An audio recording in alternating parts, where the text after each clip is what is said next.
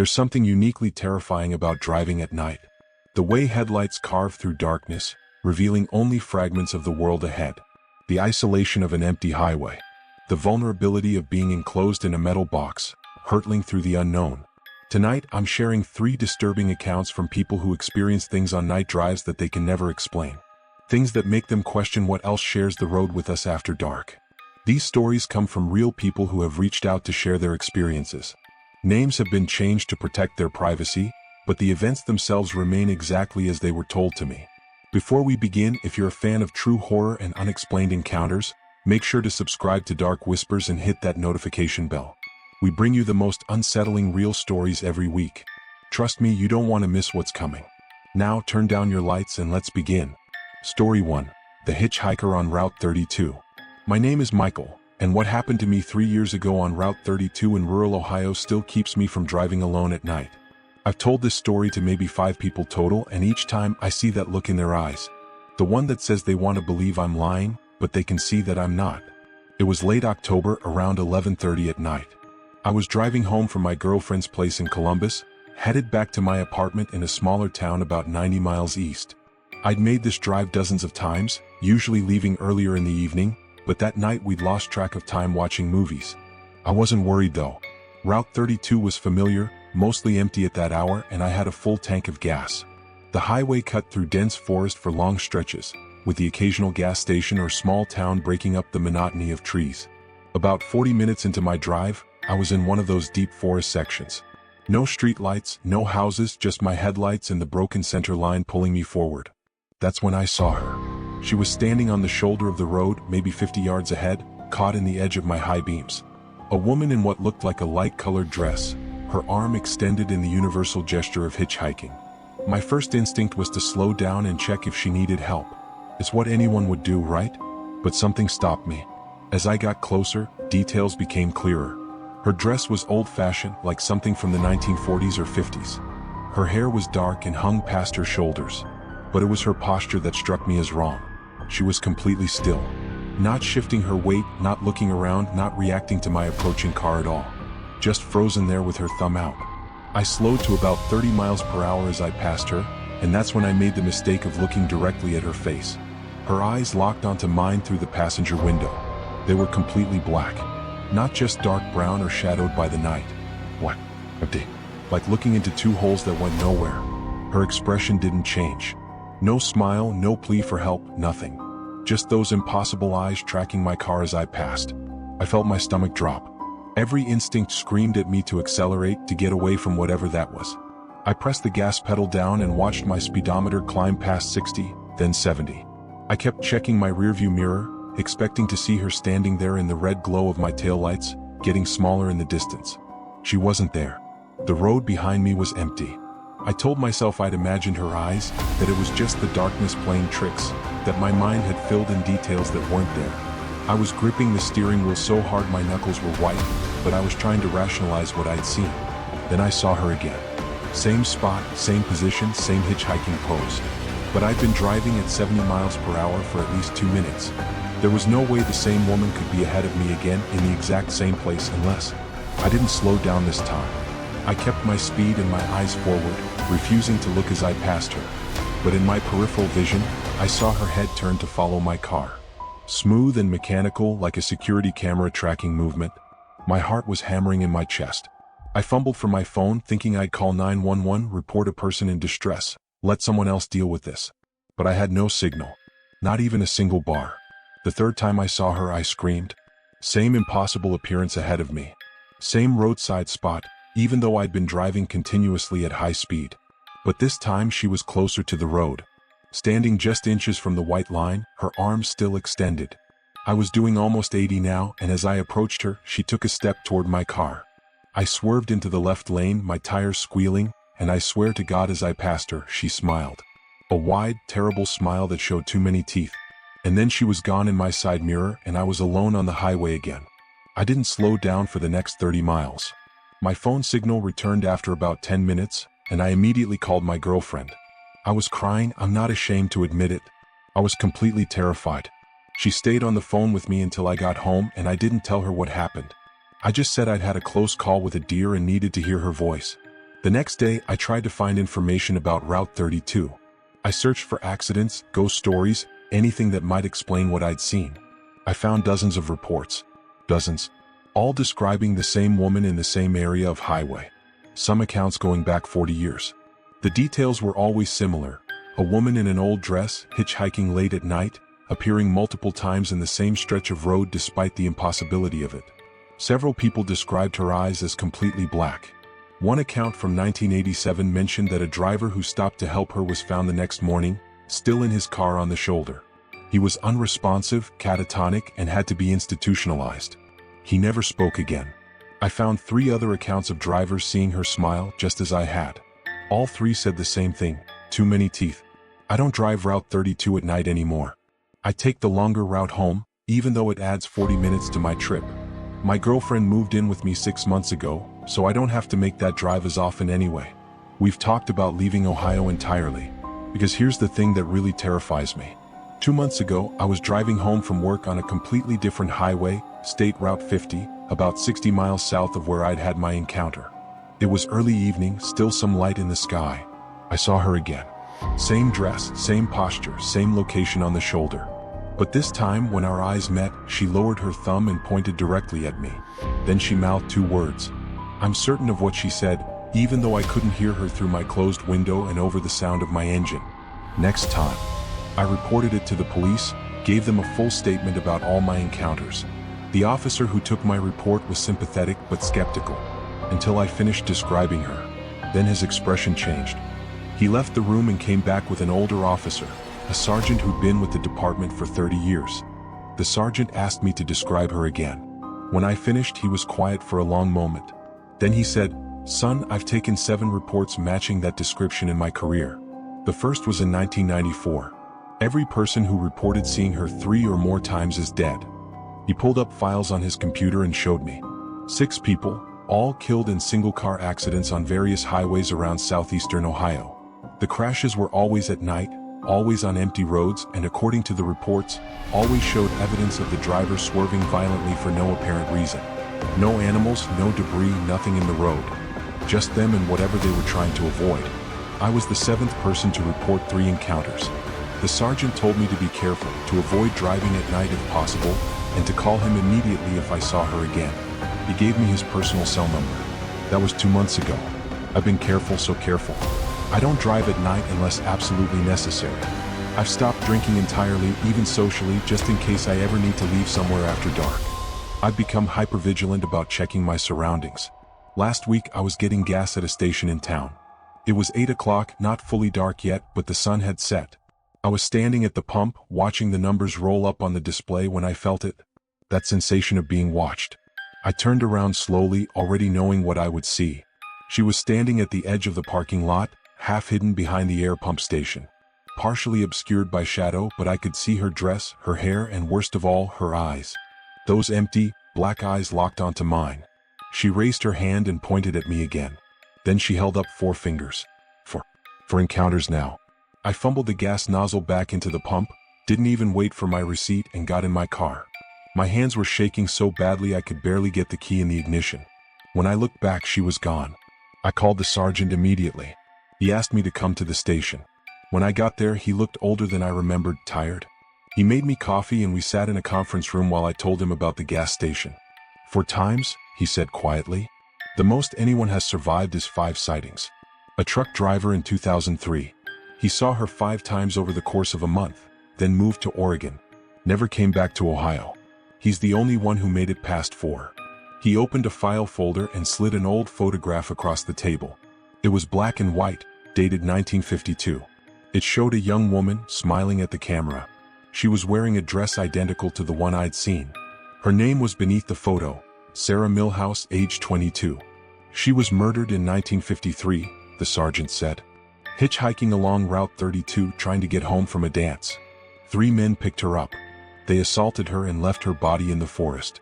She was found 6 days later. But that doesn't explain, I started. No, it doesn't, he interrupted.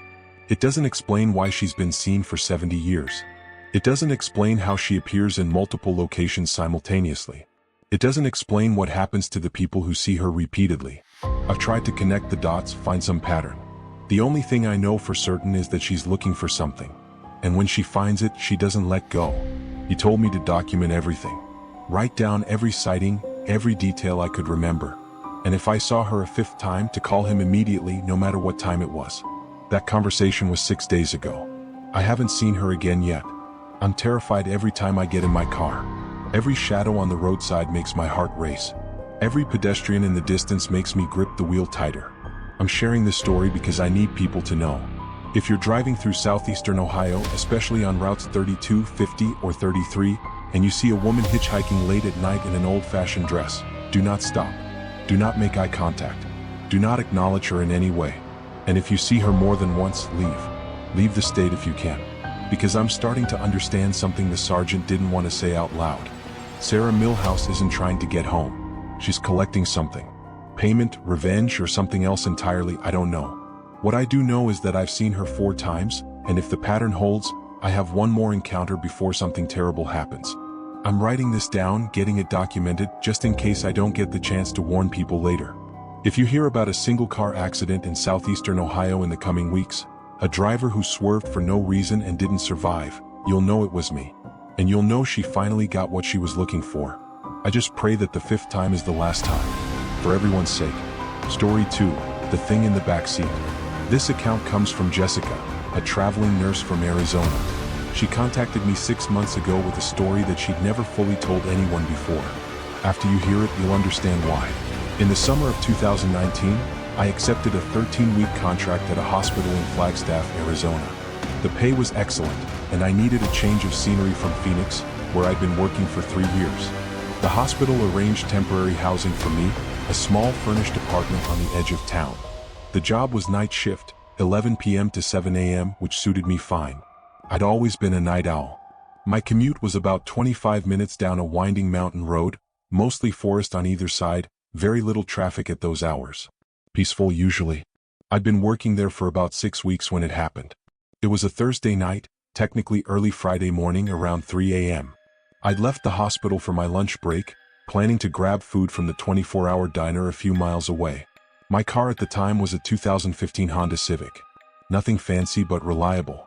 I'd had it for 4 years, knew every sound it made, every quirk of its handling. That's important to remember.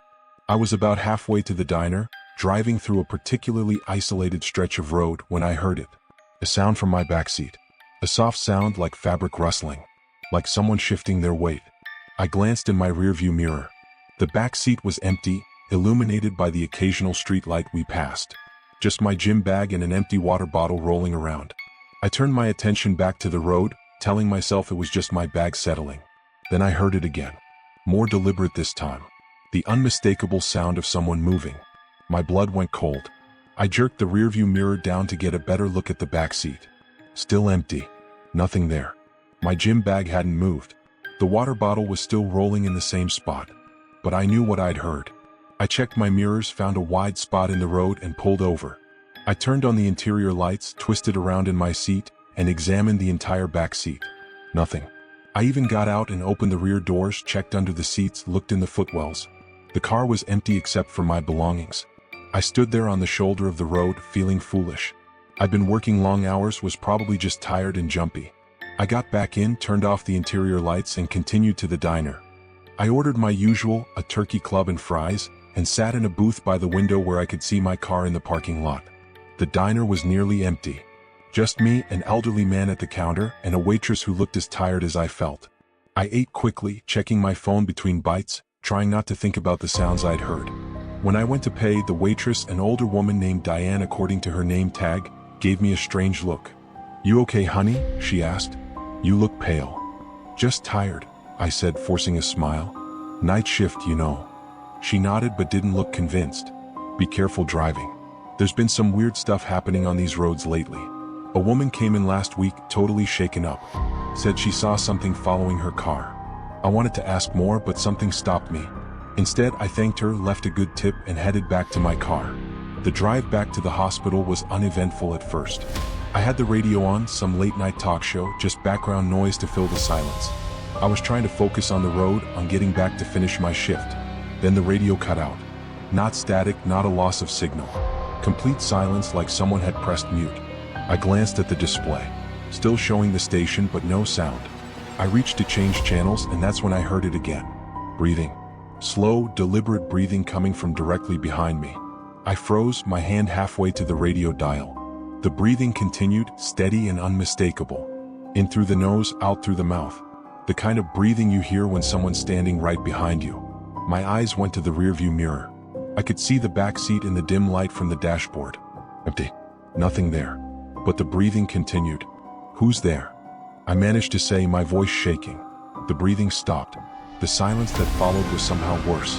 I was going about 55 miles per hour, both hands locked on the wheel, too terrified to pull over, too terrified to do anything but keep driving. My exit was coming up, just 2 more miles. Then I felt it. A cold breath on the back of my neck. I screamed and jerked the wheel, nearly sending my car into the guardrail before I corrected. My heart was pounding so hard I thought I might pass out. The sensation was unmistakable. Someone had exhaled directly onto my skin from inches away. I slammed on the accelerator, pushing my car to 70, then 80 miles per hour. The exit ramp appeared and I took it too fast, tires squealing, not caring about anything except getting back to the hospital, to light, to other people. I made it back with 10 minutes left of my break, parked under the brightest light in the lot, and just sat there, shaking. I was crying, gulping air, my entire body trembling. I checked the back seat again. Empty. Completely empty. I seriously considered not going back inside. I thought about calling in sick, going home, maybe never coming back. But I had patients depending on me and I couldn't afford to lose this contract. So I wiped my face, took several deep breaths, and went back to work. I didn't tell anyone what had happened. How could I? I'd sound crazy. There was someone in my car but also not in my car. Isn't exactly a convincing story. But I couldn't shake the feeling that something had been there. Something had breathed on me. Something was wrong. The rest of my shift was a blur. I kept thinking about that breath on my neck, that impossible presence in my empty car. When 7 a.m. finally came, I was dreading the drive home. The sun was up at least. I told myself I'd be fine in daylight. I checked my entire car before getting in. Opened every door, looked in the trunk, even checked under the chassis. Nothing. I got in, locked the doors immediately, and started the engine. The drive home was fine. No sounds, no breathing, nothing unusual. By the time I got to my apartment, I was starting to convince myself that I'd imagined the whole thing. Stress, exhaustion, maybe I'd been more tired than I realized. I went to bed and slept fitfully, plagued by dreams of being watched, of something sitting behind me that I couldn't see. When I woke up that evening and got ready for my next shift, I noticed something I'd missed before.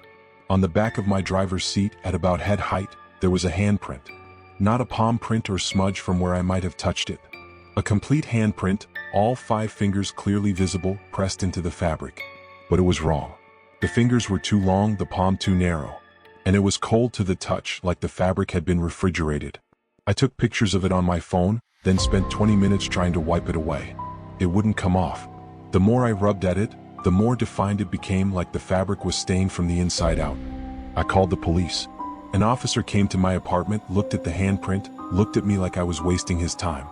He said it was probably just a smudge, that fabric could play tricks in certain light. He asked if anything was missing from my car, if I'd noticed any signs of a break-in. I said no because there weren't any. He suggested I might want to speak to someone, get some rest. After he left, I sat in my living room and stared at my car keys.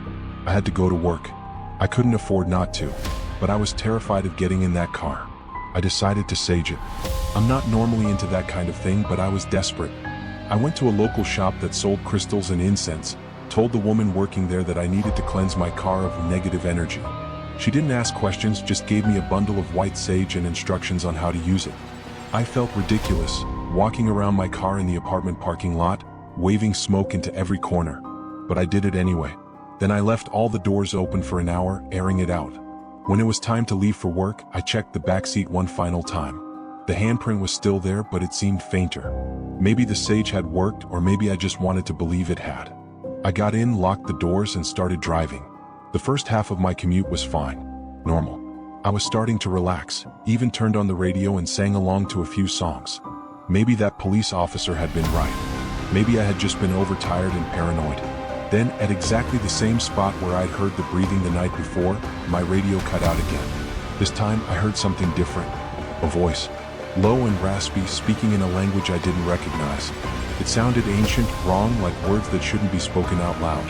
I kept driving, my knuckles white on the steering wheel. The voice continued, growing slightly louder, more insistent. It seemed to be coming from everywhere at once.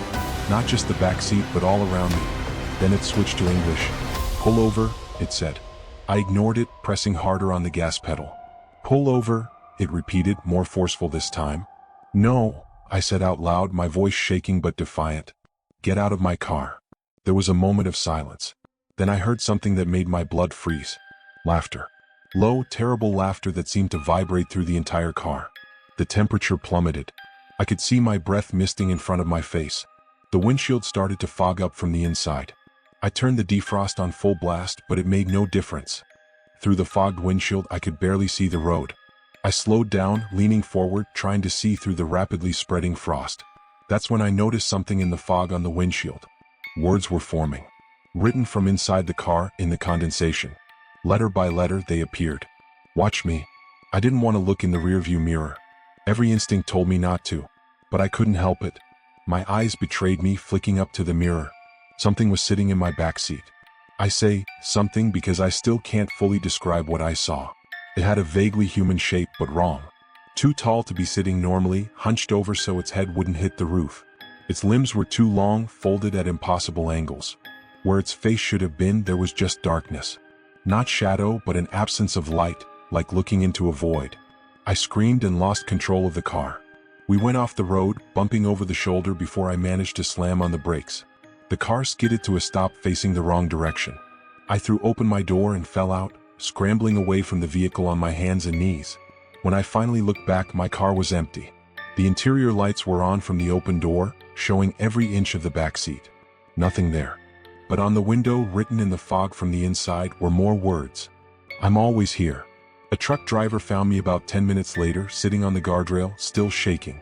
He was concerned, asked if I'd been in an accident, if I needed medical attention. I told him I'd swerved to avoid a deer, that I was fine, just shaken up. He helped me turn my car around and get back on the road. Before he left, he said something that stuck with me. "You're the third person I've found stopped on this stretch in the last month. All of you had the same look. Like you'd seen something that scared you half to death. Whatever's out here, you might want to find a different route." I didn't go to work that night. I called in, claimed car trouble, and drove straight home. I left every light in my apartment on and sat on my couch until the sun came up. The next day, I broke my lease and quit my job. I told them it was a family emergency. I packed my essentials, left most of my furniture, and started driving back to Phoenix. During the daylight. With my gym bag and everything else from my backseat in the trunk. I sold that car as soon as I got home. I told the dealer there was nothing wrong with it, that I just wanted something different. The handprint was still visible on the back of the driver's seat. The dealer didn't seem to notice or care. I sometimes wonder about whoever bought that car. I hope they're okay. I hope whatever was in there decided to stay with the car and not follow me. Because here's the thing that still terrifies me. About 3 months after I moved back to Phoenix, I was at a red light in my new car. It was mid-afternoon, sunny and hot, the complete opposite of those night drives in Flagstaff. I glanced in my rearview mirror, just a casual check like you do at a stoplight. There was condensation on my rear window. Just a small spot like someone had breathed on it. And in that condensation, written by an invisible finger, was a single word. "Hi." The light turned green. The car behind me honked. I looked again and the condensation was gone. No message, no sign it had ever been there. I tell myself I imagined it. That it was just moisture from the AC, a trick of the light, anything but what I know it was. But I don't look in my rearview mirror more than absolutely necessary anymore. I've rearranged my driving patterns so I'm never alone in my car at night. I always have a passenger if I can, always take the most populated routes. Because I know that someday I'm going to look in that mirror and see something sitting in my back seat again. Something that's been waiting patiently for me to notice it. Something that whispered, "I'm always here," and meant it literally. I just hope that when that day comes, I'm not on an empty road. I hope I'm surrounded by people, by witnesses, by anyone who might make it think twice. But deep down, I don't think it matters where I am. When it decides it's ready, when it wants me to see it again, I will. And I don't know if I'll survive that encounter. So if you're reading this, if you're someone who drives at night, please check your back seat before you get in your car. Make it a habit every single time. Lock your doors immediately. And if you ever hear something that shouldn't be there, something breathing or moving or speaking, don't investigate. Get out, get away, and don't look back. Because some things are better left unseen, and some passengers should never be acknowledged. I learned that the hard way, and I'm still paying the price. Story 3, The Lights That Followed. The final story comes from David, a long-haul trucker with 15 years of experience. He's driven through every state in the continental U.S., seen his share of strange things on the road. But what happened to him on Interstate 80 in Nevada changed everything. People think truckers are just transport workers, but we're more like modern-day cowboys. We spend our lives on the road, away from home, navigating thousands of miles of highway in machines that could kill a dozen people if something goes wrong. We take that responsibility seriously. In my 15 years behind the wheel, I'd seen a lot of weird stuff. Strange lights in the sky that I couldn't explain. Animals that seemed too big or moved too strangely. Vehicles that appeared and disappeared without explanation. Most truckers have stories like these. We trade them over CB radio, share them at truck stops, but we rarely talk about them with civilians. People already think we're crazy enough without adding UFO sightings and ghost stories to the mix. But what happened to me in December of 2022 was different. It wasn't just a strange light or an unexplained sight. It was something that interacted with me, followed me, and made me question everything I thought I understood about the world. I was hauling a load from Sacramento to Des Moines, standard run for me. I'd done this route dozens of times, knew every truck stop, every good place to eat, every spot where the highway patrol liked to run speed traps. It was a route I could drive in my sleep. I'd left Sacramento around 6 p.m., planning to drive through the night across Nevada and stop in Utah for my mandatory rest break. It was winter, so the sun set early, and I was in full darkness by 7:30. That was fine. I preferred night driving anyway. Less traffic, easier on the eyes, peaceful. Around 9 p.m., I was on I-80 in central Nevada, about 30 miles east of a little town called Winnemucca. This is one of the most desolate stretches of highway in America. Nothing but flat desert on either side, no lights except for the occasional passing car, no services for miles. That's when I first noticed the light. It appeared in my driver's side mirror, maybe a quarter mile back. Bright white, brighter than any normal headlight I'd ever seen. My first thought was that it was another trucker, maybe running with high-powered auxiliary lights, which some guys did. I watched it in my mirror as it got closer. It was moving fast, faster than any truck could safely travel with a loaded trailer. As it approached, I expected it to pull into the left lane to pass me, but it didn't. It stayed directly behind me, matching my speed exactly once it got within about 50 yards. The light was so bright it was almost blinding in my mirrors. I reached up and angled my driver's side mirror away slightly, trying to reduce the glare. When I did, I realized something strange. The light wasn't coming from a vehicle. It was just a light hanging in the air about 12 feet off the ground, following behind my trailer. I blinked, thinking I must be seeing things wrong. But no, there it was. A perfect sphere of white light, no visible source, no vehicle attached to it. Just a ball of light keeping perfect pace with my truck. I grabbed my CB radio handset. Breaker 19, this is Big Bear heading eastbound on I-80 at mile marker 203. Anyone else seeing what I'm seeing? Over. Static for a moment, then a response. This is Redwood pulling a reefer westbound. What are you seeing, Big Bear? A bright light following my trailer. You see it as you pass? Should be coming up on you now. Pause. Big Bear, I just passed you about 10 seconds ago. Didn't see anything unusual. You feeling okay? I looked in my mirror. The light was still there, constant and unwavering. But according to Redwood, who'd just driven past me going the opposite direction, there was nothing to see. Yeah, I'm good, Redwood. Must be playing tricks on me. Big Bear out. I put the CB down and focused on the road. The light remained in position behind me for the next 10 miles. I tried slowing down to 45 miles per hour. It slowed with me. I accelerated back to 60. It kept pace perfectly. I was about to pull over and get out to look at it properly when it moved. In an instant, it went from behind my trailer to beside my driver's window, keeping perfect pace. It was about 10 feet away, level with my side mirror, and I could see it clearly now. It was perfectly spherical, about 3 feet in diameter, and so bright I couldn't look at it directly. But here's what really got me. Despite its brightness, it wasn't casting light on anything. The side of my truck should have been illuminated, the road beside me should have been bright as day. Instead, the light seemed to contain itself, not affecting anything around it. I tried the CB again. Breaker 19, if anyone can hear me, I've got an unidentified light source pacing my truck. Anyone else experiencing this? Over. Several voices came back this time. No one else saw anything unusual. One driver suggested I pull over and check my trailer, maybe something was reflecting light strangely. Another made a joke about aliens. The light stayed beside my window for another 5 miles. Then, without warning, it shot forward, moving to a position about 100 yards ahead of my truck. It hovered there, directly in my path, forcing me to drive straight toward it. As I got closer, it didn't move. I realized I was going to have to drive directly through the space it occupied. I thought about braking, changing lanes, pulling over. But something stopped me. A weird calm came over me, like none of this was really happening, like I was watching it happen to someone else. I drove through where the light was hovering. I felt nothing, saw no flash, experienced no impact. When I checked my mirrors, it was back behind my trailer again, right where it had started.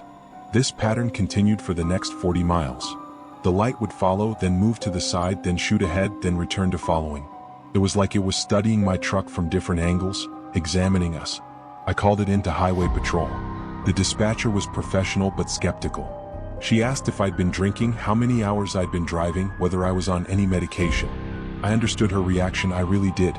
I sounded crazy. But I gave her my information and location, and she said she'd send a patrol unit to check on me when one became available. Around 11 p.m., I approached the small town of Battle Mountain. There was a truck stop there, a Flying J that I'd stopped at many times before. I decided to pull off, partly to get away from the light, partly because I desperately needed to talk to someone face-to-face about what was happening. As I took the exit ramp, the light followed, maintaining its position behind my trailer. I pulled into the truck stop parking lot, found a spot, and put my rig in park.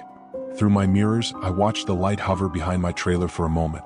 Then it slowly rose higher in the air, maybe 30 feet up, and stopped. It was just hanging there, above the parking lot, in full view of anyone who cared to look up.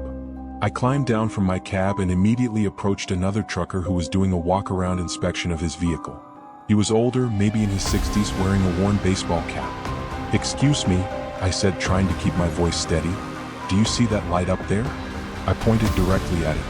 The man followed my gesture, looking up at the exact spot where the light hovered. He squinted, stared for a few seconds, then looked back at me. "See what, son? That bright light. Right there." I pointed again, more emphatically. He looked again, longer this time, really trying to see what I was seeing. Finally, he shook his head. "I don't see anything but stars. You all right? You look a little pale." I thanked him and walked away quickly, heading for the truck stop building. Inside, the fluorescent lights and the presence of other people made me feel slightly better. I got coffee, used the restroom, and tried to collect my thoughts. Maybe I was having some kind of breakdown. Sleep deprivation could cause hallucinations. Maybe there was a carbon monoxide leak in my cab. There had to be a rational explanation. I stayed inside for 30 minutes, drinking coffee and checking truck forums on my phone to see if anyone else had reported anything similar. I found a few accounts of strange lights on highways, but nothing that quite matched what I was experiencing. When I finally went back outside, the light was gone. The parking lot looked completely normal. My truck sat there, dark and quiet, just another semi among dozens. I did a thorough inspection of my entire rig. Checked every light, every reflective surface. Looked for anything that might explain what I'd been seeing. Everything was normal. I even called the company that owned the trailer to confirm there was nothing unusual about the load, nothing that might emit light or be radioactive or anything else weird. They confirmed it was just standard freight, same as always. I stood there in the parking lot, the cold Nevada night air biting at my face, and seriously considered abandoning the load. Just calling my dispatcher, telling them I was sick, and finding a motel room to hole up in. But that would mean the end of my career. You don't abandon loads. You don't fail to deliver. That's the #1 rule of trucking. So I got back in my cab, started the engine, and pulled back onto I-80 eastbound. For the next 20 miles, everything was normal. Just me, the road, and the darkness. I started to relax, convinced that whatever had happened was over, that I'd been experiencing some kind of stress-induced episode. Then my CB radio crackled to life on its own. I hadn't touched it. The volume dial turned itself up slowly, the static growing louder. Then, through the static, I heard something. Not a voice exactly, but a sound. A pattern. Like Morse code, but more complex, faster. The pattern repeated 3 times, then stopped. The CB went silent. My hands were shaking on the steering wheel. I reached for the CB to turn it off, and that's when I saw the light again. Not behind me this time, but ahead of me, sitting directly on the highway about a mile in front of me. It was bigger now, maybe 6 feet in diameter, and it was pulsing. slowly getting brighter, then dimmer, then brighter again. The pulse matched the rhythm of the pattern I'd heard on the CB. I had nowhere to go. The highway stretched straight ahead, no exits for another 15 miles. I could see in my mirrors that there were no other vehicles anywhere near me. I was completely alone with this thing. As I got closer, the light began to change. It wasn't a perfect sphere anymore. It was elongating, stretching horizontally across the highway. By the time I was within a quarter mile, it had formed a kind of arch over the road, like a tunnel of light I would have to drive through. Every instinct told me to stop, to hit the brakes, turn around, do anything but drive through that thing. But I thought about the first time when I'd driven through it before and nothing had happened. Maybe this was the same thing. Maybe it was harmless. I maintained my speed and entered the tunnel of light. The moment I crossed the threshold, everything changed. The sound of my engine vanished. The feeling of the truck moving beneath me disappeared. It was like I was suspended, frozen, even though I could see through my windshield that I was still moving forward. Then I heard them. Voices. Dozens of voices, maybe hundreds, all speaking at once. Different languages, different tones, some sounding human, others decidedly not. They weren't speaking to me exactly, more like I was hearing 1,000 conversations happening simultaneously. I tried to scream, but no sound came out. I tried to move my hands, but they were locked on the steering wheel, unresponsive. All I could do was see and hear and feel the overwhelming presence of something vast and incomprehensible surrounding me. Images flashed through my mind. Not my memories, but something else. I saw other highways, other trucks, other drivers. I saw the same light following them, studying them. I saw some of them pull over and get out, walking toward the light, and then, nothing. They just vanished into it. I saw aerial views of highway systems like I was looking down from hundreds of feet up. The lights, plural now, dozens of them, were scattered across the country, each one following different vehicles, different people. And then I understood, or at least I thought I did. These lights were searching for something. Testing people, examining them, looking for specific individuals or specific reactions. The ones who acknowledged them, who tried to interact with them, who showed curiosity instead of fear, those were the ones who disappeared. The ones like me, who tried to understand and document and explain, who reached for CB radios and called the police, we were tagged as different. Marked. Followed. The tunnel of light ended abruptly, and suddenly I was back in normal reality. My engine roared in my ears, the feeling of the road beneath my tires returned, my hands could move again. I was through it, back to normal highway as if nothing had happened. But I knew immediately that something was different. I checked my clock. According to the time display in my cab, 45 minutes had passed. But it had felt like only seconds inside that tunnel. I looked at my GPS. I'd traveled 68 miles. But I had no memory of driving them, no recollection of anything except those few seconds inside the light. My CB radio crackled again. This time it was a voice, human, concerned. Eastbound semi, this is Highway Patrol. We've been trying to reach you for the last hour. Please respond. I grabbed the handset with shaking hands. This is Big Bear, eastbound I-80. I'm here. I'm responding. Big Bear, we have your truck on our traffic cameras. You've been driving erratically for the last 45 miles. You've crossed the center line multiple times. We need you to pull over immediately. Units are en route to your location. I looked around frantically. There were other vehicles on the road now, cars and trucks that hadn't been there before. How had I not noticed them? How had I been driving for 45 miles without being aware of it? I'm pulling over now, I said into the CB. Mile marker 315, right shoulder. I carefully moved to the shoulder and stopped. Within 5 minutes, 2 highway patrol vehicles arrived, lights flashing. The officers approached cautiously, hands near their weapons, clearly expecting a drunk or drugged driver. I explained everything as coherently as I could. The light following me, the tunnel, the lost time. I showed them my dashcam footage, but it showed nothing unusual. Just normal highway driving. I showed them my CB radio, explained about the strange signals. They listened patiently, professionally, but I could see the skepticism in their eyes. They gave me a sobriety test, which I passed easily. They checked my eyes for signs of drug use. Nothing. They asked about my sleep schedule, my mental health, whether I'd been under unusual stress. I answered honestly, I was fine, healthy, well-rested, no personal problems. Finally, one of the officers, a younger guy who seemed more sympathetic than suspicious, pulled me aside. Look, I'm going to be straight with you. Your truck is mechanically sound, you're clearly sober, and you don't seem impaired.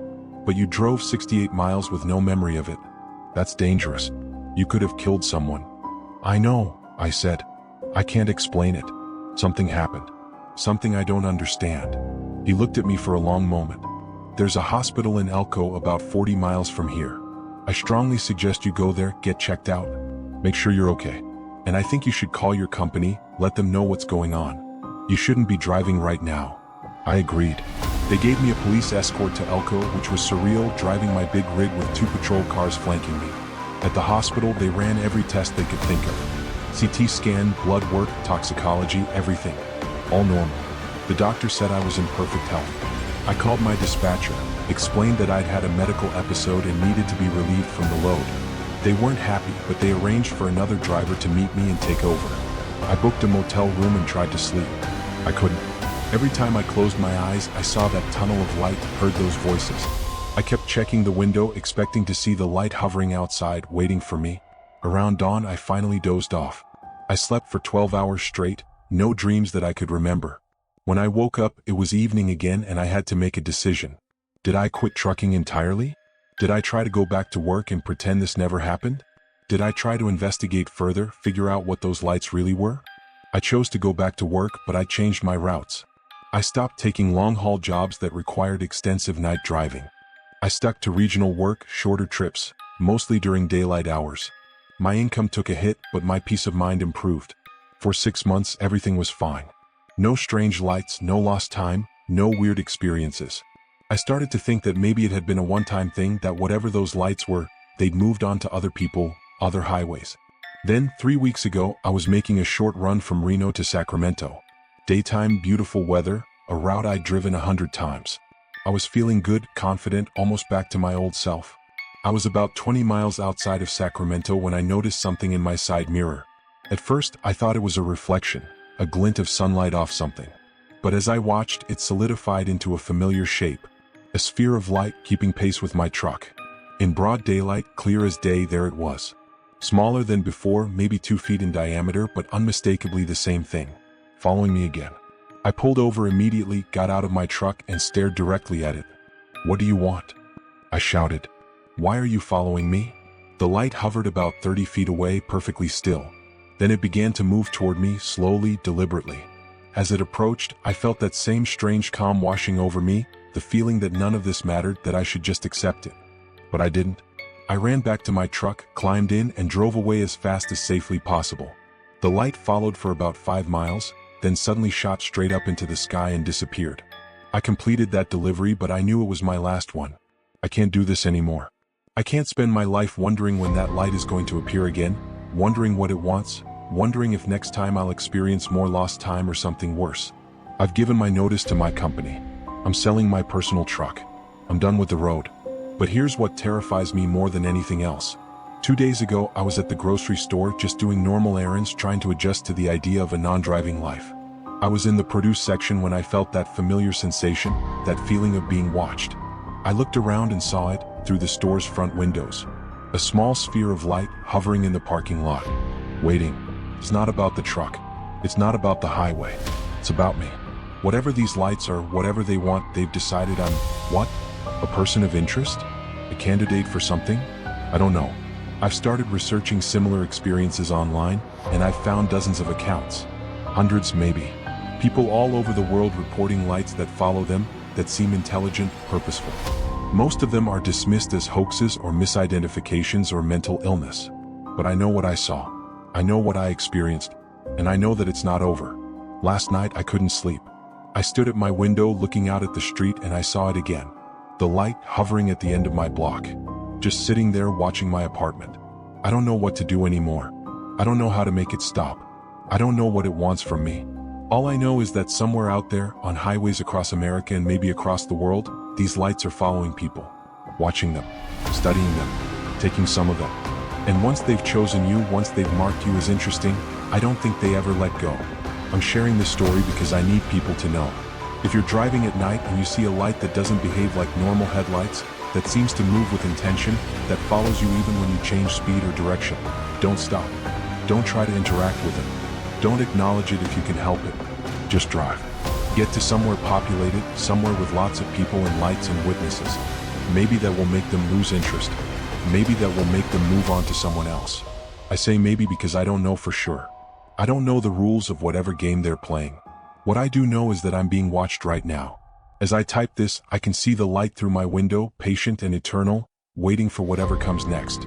I just hope that when it finally decides to make its move, when it finally takes me wherever it took those other people I saw in my vision, that someone will remember this story. Someone will know what happened to me. Because I have a feeling I won't be around to tell anyone myself. The lights are patient, but they always get what they came for eventually. 3 stories, 3 night drives, 3 encounters with things that shouldn't exist but do. Michael still lives in Ohio, still checks his rearview mirror obsessively, still waiting for that 5th encounter with Sarah Milhouse. Jessica sold her car and refuses to drive alone at night, wondering if something still watches from the backseat of vehicles she'll never see. And David has left the trucking life behind, but the lights found him anyway, following him home, proving that some things can't be escaped by simply staying off the road. These stories remind us that the highways we travel, the cars we trust, the familiar routes we drive without thinking, they can all become stages for encounters with the inexplicable. The night hides things that daylight never reveals, and sometimes, those things notice us back. If you've experienced anything similar, if you have your own night drive story that you can't explain, I want to hear from you. Send your accounts to Dark Whispers. Your story might be featured in a future episode. And remember, if you enjoyed these stories, please like this video and subscribe to the channel. We bring you real horror stories from real people every single week. Hit that notification bell so you never miss an upload. Stay safe out there. Check your backseat. Watch your mirrors. And remember that the darkness on the side of the road isn't always empty. Some things are waiting there, just beyond your headlights, watching you pass. And sometimes they decide to follow you home. Until next time, this has been Dark Whispers. Drive safely and keep your eyes on the road, because you never know what might be watching from just outside your field of vision.